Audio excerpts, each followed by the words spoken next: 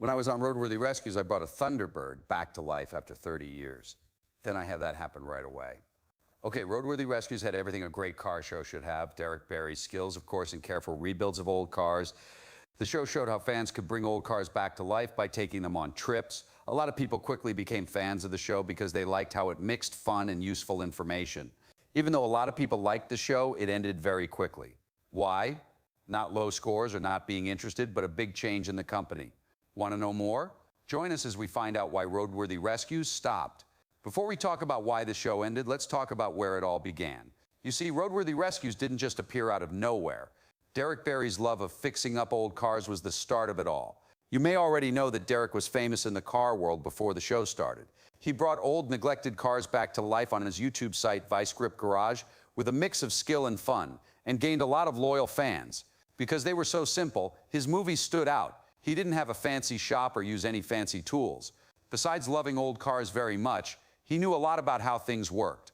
Motor Trend saw that Derek was playing a bigger role and thought there was a chance. Early in 2022, they told him they wanted to turn his hobby into a full-on TV show. The only goal was to make something like Vice Grip Garage, but with better graphics and more people. It's important to note, though, that Derek had met Motor Trend at car shows and been a guest on Crosskill with David Freiberger.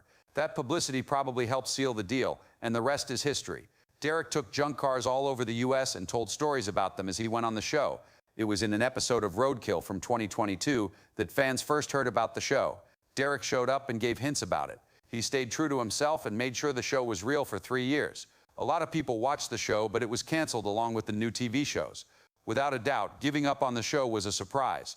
What did really happen, though? Warner Brothers Discovery and Motor Trend Plus have the answer. Because of this, Warner Brothers Discovery has a history of ending shows without giving any notice.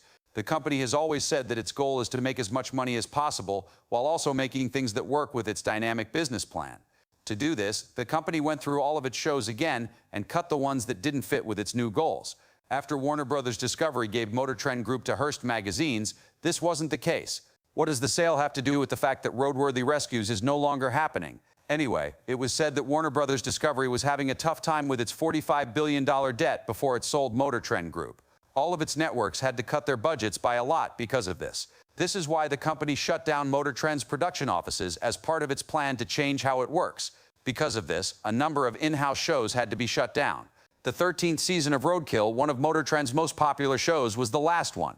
After that, Roadworthy Rescues is now doing the same thing.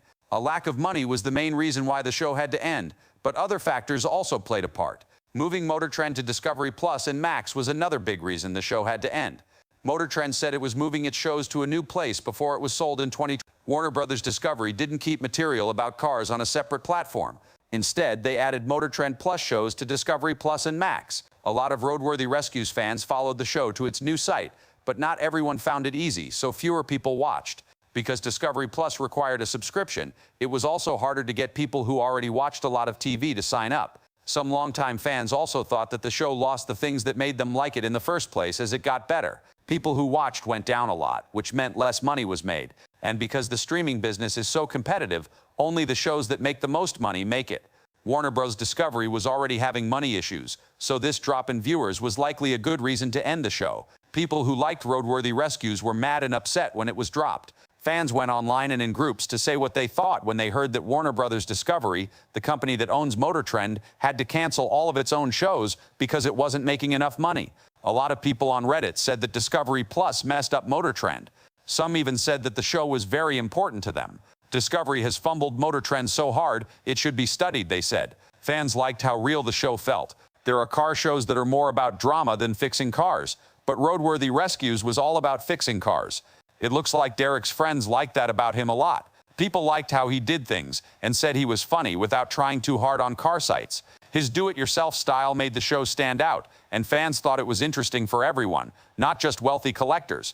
A lot of fans were also angry and thought Warner Brothers Discovery was only interested in making money by ending a popular show, but keeping others that weren't being watched as much. However, another group of fans agreed that the show's cancellation was most likely due to money issues and business decisions, not because of how good the show was. This is because the business has to come before what the audience wants. Since the show was canceled, Derek has been working on Vice Grip Garage, his already popular YouTube channel. As of early 2025, Vice Grip Garage has more than 2.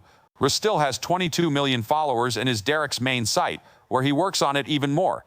He has been going there every week for years to fix up old cars and show off his cool, funny, and laid-back style that his fans love. He has more time to work on his channel now that he doesn't have to work on the TV show. He is in charge of everything there and doesn't have to follow any company rules. A lot of people don't know this, but Vice Grip Garage has been around for a while. Derek worked at that place before he joined Roadworthy Rescues. Fans have also said that Derek might work with David Freiberger from Roadkill, who has been on his show before. There are a lot of people in the car business who like Derek, so he could easily work with other mechanics to make something new. That being said, nothing is official just yet, but the fact that he has been to events like the Hot Rod Power Tour before shows that he is open to meeting new people and working with others. No one outside of Derek's family and friends knows what he wants to do next, but his fans will follow him everywhere. Fans don't have to worry about him right now because he is still making videos for his Vice Grip Garage channel. Now that we know why the show ended, let's remember the good times. Derek worked on a 1981 Chevy Camaro called the Bandit. It was one of his favorite jobs. The Chevy's owner, a man named Bandit, raced it in the 1980s before putting it in a shed.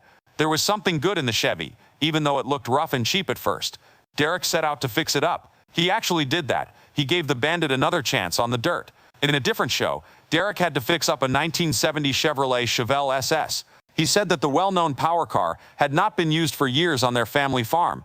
It was Derek's job to get it back on the road.